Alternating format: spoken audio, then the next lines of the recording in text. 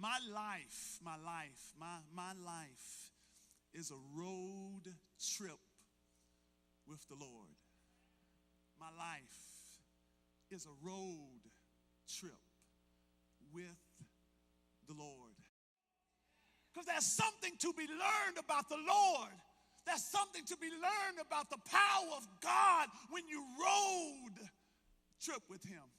So never decline an invitation from the Lord to go on a road trip. I mean, don't even think about packing your suitcase, just go. Don't think about packing your toothbrush, just go. Don't even think about packing your gift cards, your credit cards, baby, just when the Lord says, come on, come on. That's what he is saying to the disciples. He said, let us go to the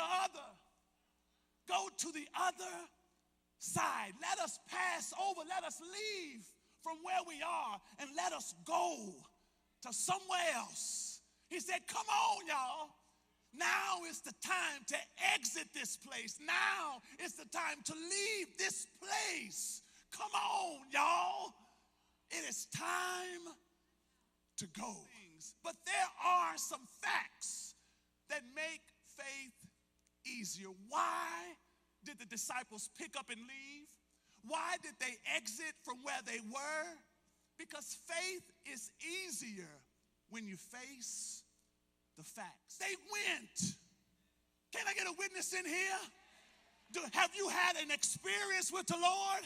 Do you have a history with God? Have you encountered the Lord on different levels? And so when he says, come on, baby, you hit your britches up and get to moving and get to digging. Why? Because you have some facts about the Lord. That he woke you up this morning, started you on your way.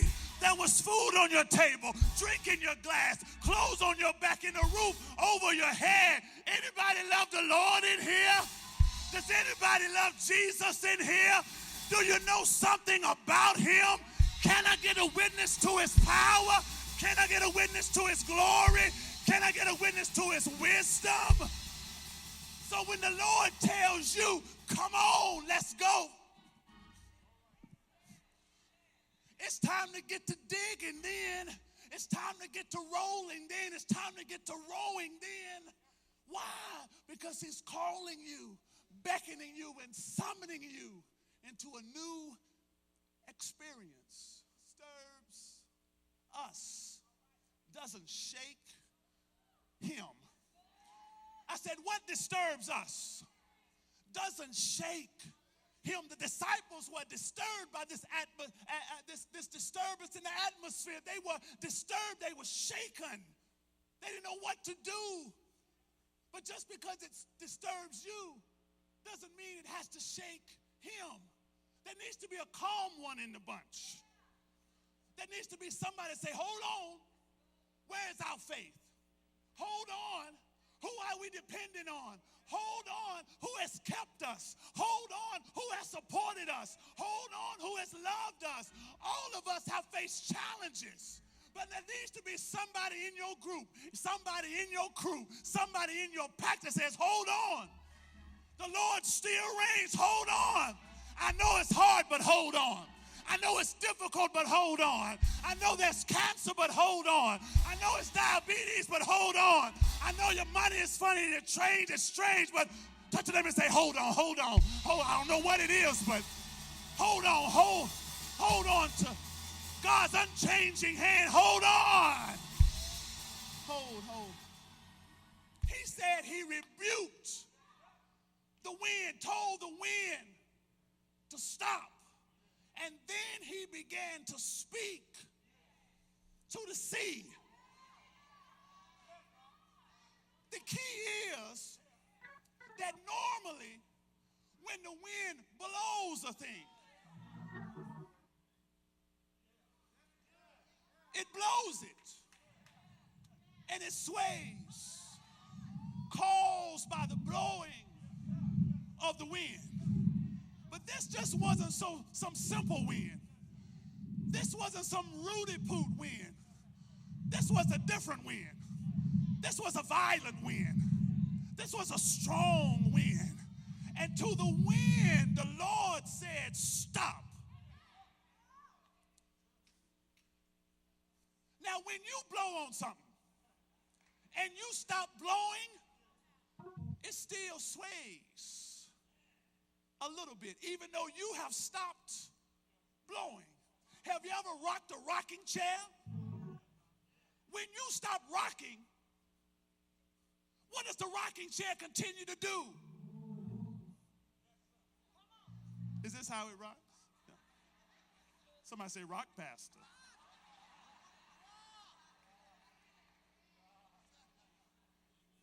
It's just natural for it to continue to do for at least a short while after what has blown it or rocked it has ceased.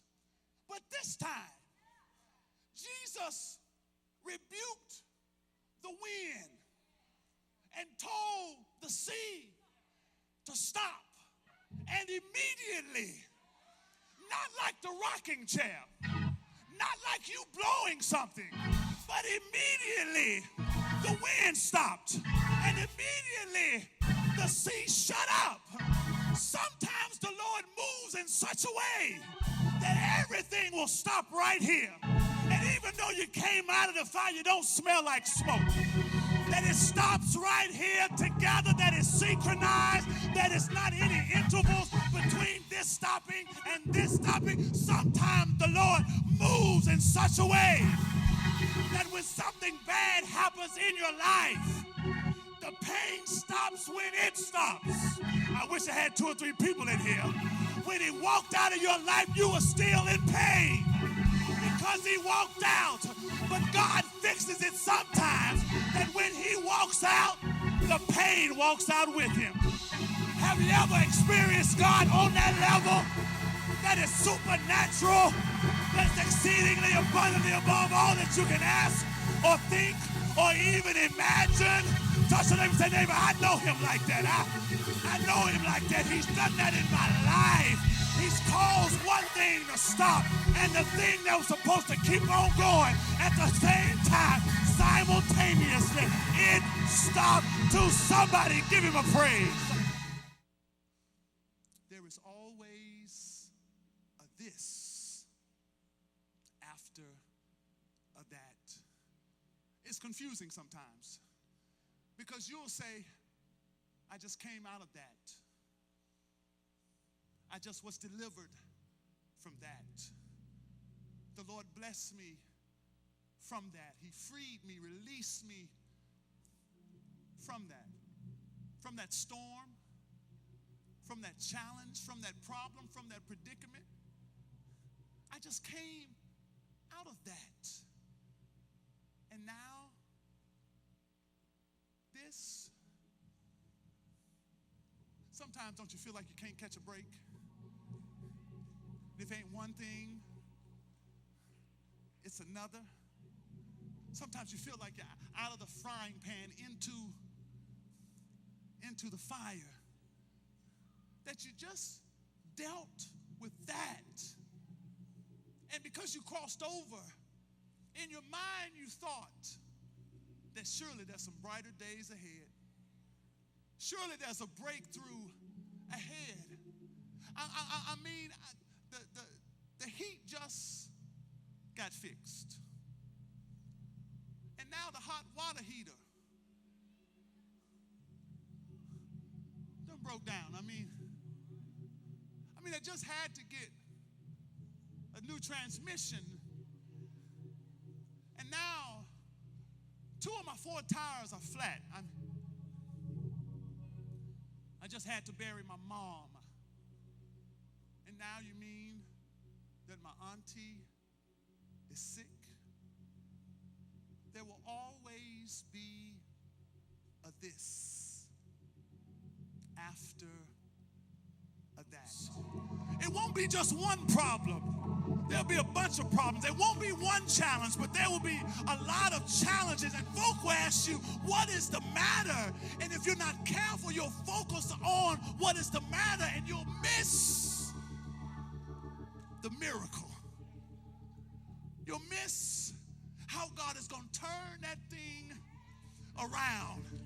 You'll miss how God is going to use the new this after the old that to do something new in your lives. If you get caught up on what the matter is and what's the matter, you'll miss the miracle that's about to take place in your lives. If you keep your eyes focused on the problem, you'll forget about the promise that God said, I'll never leave you or forsake you. If you keep your eyes on what's down, you'll never see what's going on up. If you always keep your eyes and your attention on the low stuff, you'll never set your affection on things above. If you always talk about what's the matter